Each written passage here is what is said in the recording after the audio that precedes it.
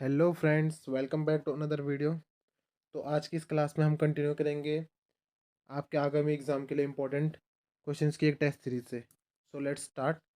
आज का हमारा पहला क्वेश्चन है, वर्ष 1939 में कांग्रेस छोड़ने के बाद सुभाष चंद्र बोस ने किस दल की स्थापना की? Option A Azad Hind Fauj, option B forward block, option C Indian freedom party and option D इनमें से कोई नहीं। बात करें 1939 में कांग्रेस छोड़ने के बाद सुभाष चंद्र बोस ने फॉरवर्ड ब्लॉक की स्थापना करी थी। फॉरवर्ड ब्लॉक की स्थापना 3 मई 1939 को सुभाष चंद्र बोस जी द्वारा की जाती है। बात करें इस फॉरवर्ड ब्लॉक के महासचिव, तो इनका नाम आता है देवव्रत विश्वास।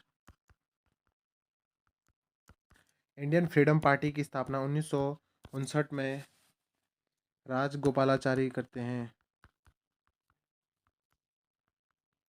जबकि आज़ाद हिंद फौज की जो है स्थापना 1942 रास बिहारी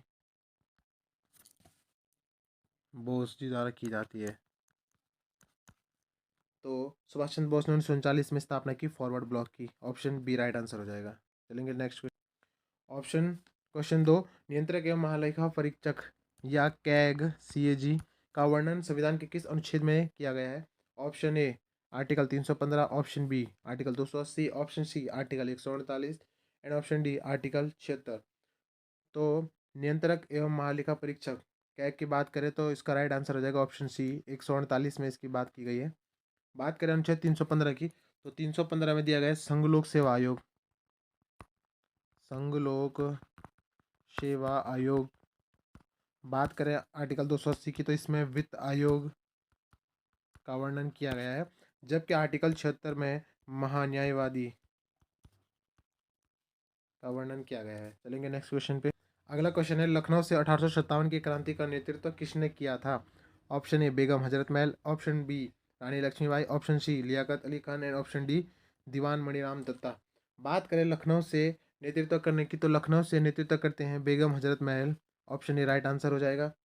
रानी लक्ष्मीबाई झांसी से नेतृत्व करती है लियाकत अली खान। लियाकत अली खान का नाम आता है इसमें, तो ये इलाहाबाद से नेतृत्व करते हैं। और दीवान मणिराम दत्ता ये असम से 1857 की क्रांति का नेतृत्व करते हैं। चलेंगे नेक्स्ट क्वेश्चन पे। अगला क्वेश्चन है, 49 डिग्री समांतर रेखा किन देशों को अलग करती है? ऑप्शन ए अमेरिका और कनाडा, ऑप्शन बी उत्तरी और दक्षिणी वियतनाम, ऑप्शन सी जर्मनी और पोलैंड एंड ऑप्शन डी उत्तरी और दक्षिणी कोरिया। बात करें 49 डिग्री समांतर रेखा की, तो इसका राइट आंसर हो जाएगा ऑप्शन ए, अमेरिका और कनाडा को अलग करती है ये लाइन। बात करें उत्तरी और दक्षिणी वियतनाम की, तो इन देशों को 17 डिग्री समांतर रेखा अलग करती है, जबकि जर्मनी और पोलैंड को एक नाम आता है हिंडनबर्ग लाइन, ये अलग करती है। जबकि उत्तर और दक्षिण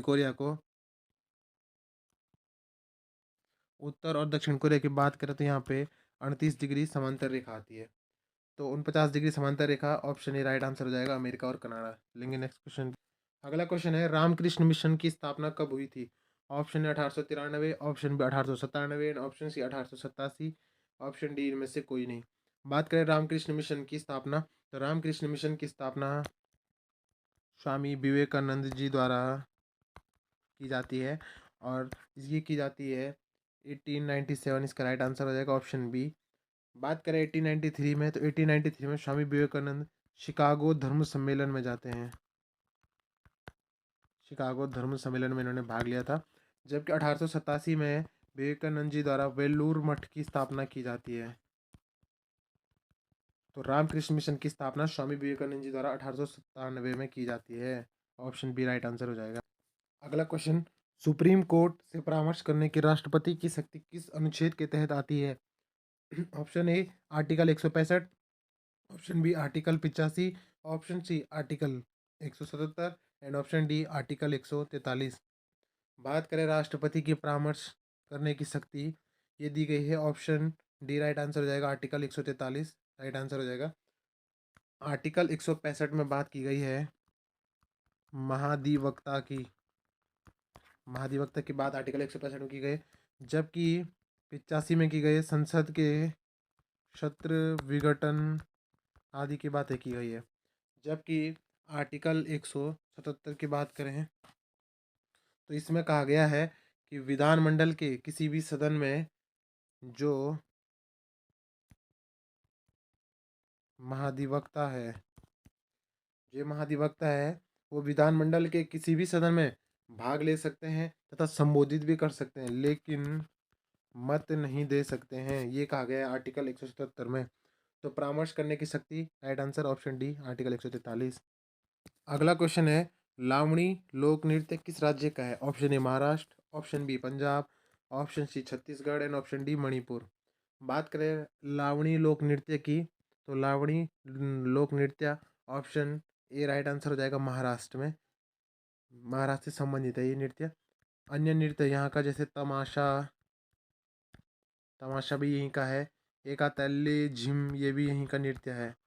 बात करें पंजाब की तो पंजाब में एक है भांगड़ा, एक है गिद्दा, एक है डफ। तो ये तीन नृत्य यहाँ हो जाएंगे। छत्तीसगढ़ में बात करें तो छत्तीसगढ़ में आ जाएगा पंडवानी, एक आता है राउत नाचा और एक आता है पंथी। ये नृत्य छत्तीसगढ़ के हो जाएंगे। जबकि मणिपुर में बात करें तो मणिपुर में आता है एक थांगटा, एक आता है पुंगचोलम और एक आता है नटी संकीर्तन, संकीर्तन, नटी संकीर्तन। तो इतने नृत्य आ जाएंगे इन राज्यों से। तो लावणी लोक नृत्य हो जाएगा option A Maharashtra right answer, जहाँ तमाशा और लेजिम लोक नृत्य है। पंजाब में भागड़ा और गिद्धा और डफ, छत्तीसगढ़ में पंडवानी, राउत नाचा और पंथी, जबकि मणिपुर में थांगड़ा, पुंगचोलम एंड नाटी संकीर्तन। अगला क्वेश्चन है, राष्ट्रपति के अध्यादेश जारी करने की शक्ति किस अनुच्छेद के तहत दी गई है? Option A article 129, option B article 117, option C article 80 and option D article 111। बात करें राष्ट्रपति के अध्यादेश जारी करने की शक्ति तो ये दी गई है ऑप्शन डी आर्टिकल 111 के तहत दी गई है। बात करें आर्टिकल 129 तो इसमें कहा गया सुप्रीम कोर्ट एक अभिलेख न्यायालय है, ये इसके तहत कहा गया है। बात करें आर्टिकल 117 की तो इसमें कहा गया है वित्तीय विधेयक की बात की गई है, वित्तीय विधेयक आर्टिकल 117, या जिसे हम फाइनेंशियल बिल भी कहते हैं, वित्तीय विधेयक की बात की गई है। जबकि आर्टिकल 80 के तहत राज्यसभा का गठन दिया गया है। तो अध्यादेश जारी करने की शक्ति राष्ट्रपति की आर्टिकल 111 के तहत आएगी। अगला क्वेश्चन है, धन विधेयक पर राज्यसभा द्वारा अधिकतम कितने दिनों के लिए रोक लगाई जा सकती है? ऑप्शन ए 14 दिन, ऑप्शन बी 15 दिन, ऑप्शन सी 60 दिन, 30 दिन एंड ऑप्शन डी 60 दिन। बात करें धन विधेयक पर राज्यसभा द्वारा अधिकतम 14 दिन तक रोक लगाई जा सकती है। ऑप्शन ए इसका राइट आंसर हो जाएगा। अगला क्वेश्चन है, भारत की पहली शिक्षा नीति कब आई थी? Option A 1968, option B 1986, option C 2020 and option D इनमें से कोई नहीं। बात करें भारत की पहली शिक्षा नीति की तो ये आती है 1968 में। 1986 में आती है द्वितीय शिक्षा नीति और 2020 में आई अभी तृतीय वाली आई है, जिसे नई शिक्षा नीति भी कह रहे हैं। जो नई शिक्षा नीति है ये 29 जुलाई 2020 को लागू होती है और एक समिति का नाम आता है यहाँ पे कस्तूरी रंगन समिति की सिफारिश पर। जो ये पहली शिक्षा नीति थी ये इंदिरा गांधी द्वारा लाई जाती है और सेकंड वाली राजीव गांधी द्वारा। अगला क्वेश्चन है, केंद्रीय सतर्कता आयोग की स्थापना किसकी सिफारिश पर की गई थी? ऑप्शन ए संथानम समिति, ऑप्शन बी राजमन्नार समिति, ऑप्शन सी सरकारिया आयोग एंड ऑप्शन डी इनमें से कोई नहीं। बात करें केंद्रीय सतर्कता आयोग की तो इसका राइट आंसर हो जाएगा 1964 में संथानम समिति की सिफारिश पर इसकी स्थापना की जाती है। ऑप्शन ए राइट आंसर हो जाएगा। बात करें राजमन्नार समिति और सरकारी आयोग की तो ये दोनों के दोनों समितियां केंद्र राज्य संबंध के लिए बनी थी।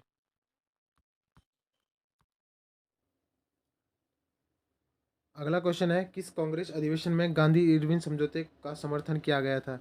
बात करें गांधी इरविन समझौते की तो ये 5 मार्च 1931 को गांधी और इरविन के मध्य होता है, जिसे दिल्ली पैक्ट भी कहा जाता है। तो इस गांधी इरविन समझौते का समर्थन किया जाता है। Option B right answer, Karachi अधिवेशन 1931, जिसके अध्यक्ष होते हैं सरदार पटेल। तथा इसी अधिवेशन में ये निर्णय लिया गया कि गांधी जी द्वितीय गोलमेज सम्मेलन में कांग्रेस के अध्यक्ष के रूप में या कांग्रेस के सदस्य के रूप में द्वितीय गोलमेज सम्मेलन में भाग लेंगे। तथा इसी 1931 के कराची अधिवेशन में मूल अधिकारों की मांग की गई थी पहली बार।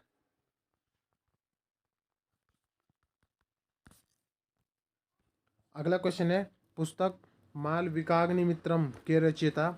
Option A Kalidasa, option B Rajashekhara, option C Vatsyayana and option D Banabhatta. तो पुस्तक मालविकाग्निमित्रम जो लिखी गई है वो लिखी गई ऑप्शन ए कालिदास द्वारा। कालिदास द्वारा जैसे अन्य पुस्तकें भी लिखी गई है, जिसमें नाम आता है फेमस पंचतंत्र का, अभिज्ञान शाकुंतलम। बात करें राजशेखर की, तो इनकी भी एक प्रमुख किताब का नाम आता है, राजशेखर की एक किताब का नाम आता है कर्पूर मंजरी। कर्पूर मंजरी, या एक और आता है काव्य मीमांसा। बात करें वात्स्यायन की, तो वात्स्यायन की भी एक किताब का नाम आता है, जिसका नाम है कामसूत्र। जबकि बाणभट्ट की किताब का नाम आता है, उसका नाम आता है हर्षचरित। हर्षचरित इनकी एक प्रमुख किताब का नाम है। तो ऑप्शन ए राइट आंसर हो जाएगा, मालविकाग्निमित्रम के रचयिता। अगला क्वेश्चन है, सिक्किम को भारतीय संघ में पूर्ण राज्य का दर्जा कब दिया गया है, किस संशोधन के तहत दिया गया था? ऑप्शन ए 35वां, ऑप्शन बी 36वां, ऑप्शन सी 10वां एंड ऑप्शन डी 22वां। बात करें सिक्किम को भारत का पूर्ण राज्य बनाया गया, पूर्ण राज्य का दर्जा दिया गया, तो पूर्ण राज्य का दर्जा दिया जाता है ऑप्शन बी राइट आंसर हो जाएगा 36वें संविधान संशोधन के तहत 1975 में। और ये बनता है 22वां राज्य, 22वां पूर्ण राज्य। जबकि 35वें संशोधन में इसे सिक्किम को एक संरक्षित राज्य का दर्जा मिलता है और 36 में से पूर्ण राज्य का दर्जा दिया जाता है। बात करें 10वां संविधान संशोधन, तो 10वां संविधान संशोधन में दादरा नागर हवेली को केंद्र शासित प्रदेश का दर्जा दिया गया था। जबकि जो 22वां आता है, तो 22वें के तहत मेघालय को राज्य का दर्जा दिया गया था, मेघालय राज्य का दर्जा। तो सिक्किम को पूर्ण राज्य का दर्जा दिया जाता है, ऑप्शन बी राइट आंसर हो जाएगा 36वां संविधान संशोधन। अगला क्वेश्चन हो जाएगा, बगदाद जो देश है किस नदी के तट पर स्थित है? ऑप्शन ए दजला नदी, ऑप्शन बी नील नदी, option D option C Thames नदी एंड ऑप्शन डी सीन नदी। बात करें बगदाद, बगदाद जो पड़ता है, ऑप्शन ए राइट आंसर हो जाएगा दजला नदी के तट पर। बात करें जैसे नील नदी के तट पर एक देश का नाम आता है, जिसे नील नदी का वरदान भी कहा जाता है, उसका नाम आता है मिस्र। बात करें टेम्स नदी, तो टेम्स नदी के तट पर लंदन शहर बसा हुआ है, जबकि सीन नदी के तट पर पेरिस शहर बसा हुआ है। तो इस तरह राइट आंसर हो जाएगा ऑप्शन ए दजला नदी। अगला क्वेश्चन है, चंद्रयान 3 के प्रोजेक्ट डायरेक्टर कौन थे? प्रोजेक्ट डायरेक्टर कौन थे? Option A Veer Muthuvel, option B Mohan Kumar, option C M Vanitha and option D Ritu Karidhal. बात करें चंद्रयान मिशन 3 की, तो ये 14 अगस्त 2023 को इसका प्रक्षेपण किया जाता है, जबकि 23 सितंबर 2023 को ये चंद्रमा पर लैंड हो जाता है। बात करें चंद्रयान 3 मिशन के प्रोजेक्ट डायरेक्टर की, तो इसका ऑप्शन ए राइट आंसर हो जाएगा। बात करें मोहन कुमार की, तो मोहन कुमार इस जो 3 मिशन था इसके मिशन डायरेक्टर थे। बात करें एम वनीता की, तो जब चंद्रयान मिशन 2 आया था, तो एम वनीता उस समय प्रोजेक्ट डायरेक्टर थी। जबकि जो रितु करिधाल है, वो चंद्रयान मिशन 2 के समय